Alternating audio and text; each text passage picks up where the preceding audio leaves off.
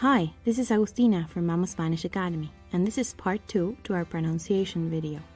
You can find the link to part 1 in the description. Previously, we covered the basics. We went through all the letters and their combinations, and we touched on a few things. But in this video, we're going to go a little bit further.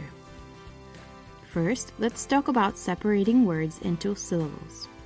Usually, a syllable is made up of at least one consonant with one vowel, mainly having the consonant stick to the vowel. But what happens when it's not so straightforward? Let's recap. A, E, and O are strong vowels, o vocales abiertas. I and U are weak vowels, o vocales cerradas. When we have two vowels that are next to each other in a word, they may stay together in one syllable, making up a diptongo, or be separated into a hiato. So, here are the general rules for syllable division. You should separate 1. 2 consecutive strong vowels. Leo, caer, ahora. And notice that here, since the H is never pronounced, it counts as 2 strong vowels that are next to each other. Whereas with peine, 1 strong and 1 weak don't split, or cuidar, with U and I being 2 weak vowels, and these don't split. 2 consecutive vowels when one is accented. We've got cafetería, baúl, and even with an H in between, búho. 3. 2 consecutive consonants. Estar, with the exception of L or R in the place of the second consonant, in which case the syllable breaks before them. Atrás, atleta. 4. When we have 3 consecutive consonants, the syllable usually breaks between the first and second. Inglés, completo. Now that you know how to identify the syllables in a word, we can go into the rules of accentuation. As a foreigner, but as a native as well, it can be a little bit disheartening to notice that imagen does not get a tilde while imágenes does. But the good news is that there are rules that you can follow in order to know if you need a tilde or not. Let me start off by saying that all Spanish words have an accent, acento, but not all of them have an accent mark, tilde. Pelo, here the stress falls on the first syllable.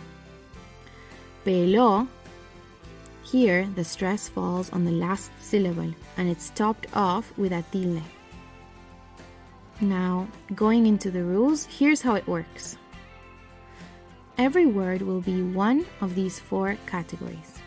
Their order is important, so to help you remember, you can think of Sega, the gaming company, and console.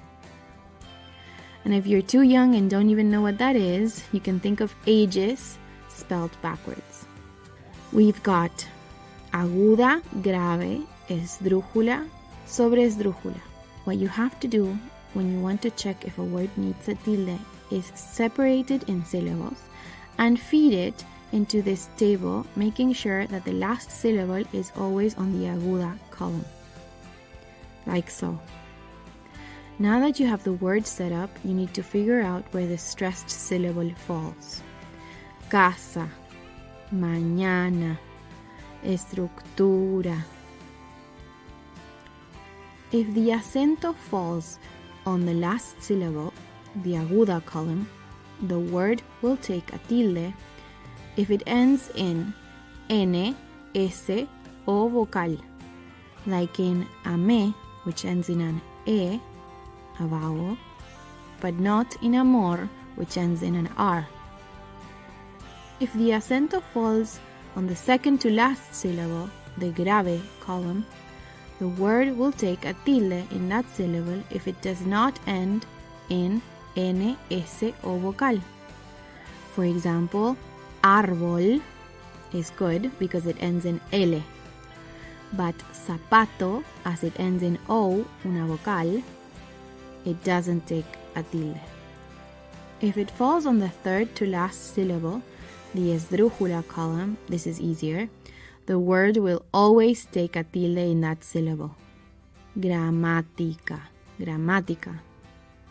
And lastly, if it falls on the fourth to last syllable, the sobresdrújula column, the word will always take tilde in that syllable as well. Fácilmente, fácilmente. Unfortunately, there are a few exceptions. When there's an hiato that calls for a tilde in the vocal cerrada, you can ignore the rules and this word will keep its tilde, such as raíz, this word is aguda and ends in a zeta. Búho, this word is grave and ends in a vowel. These shouldn't take tilde according to the rules, but they do because of the hiato. The other exception are monosílabos. Monosílabos are words that are made up of only one syllable and never take tilde. Fue, fui, dio, dio, fe, da, cruz, fin.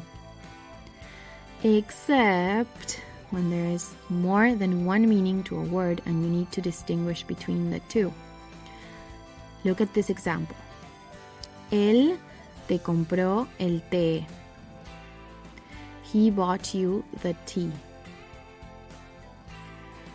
Here we've got él con tilde is a pronoun, the person. El without tilde is an article used in front of a noun.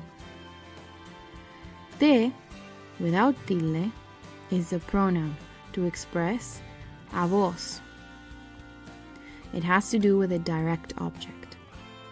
Te with tilde is the noun for the beverage. And that's all for today. Hopefully this video cleared some doubts. And you should keep practicing and you will continue to improve. See you next time. Bye!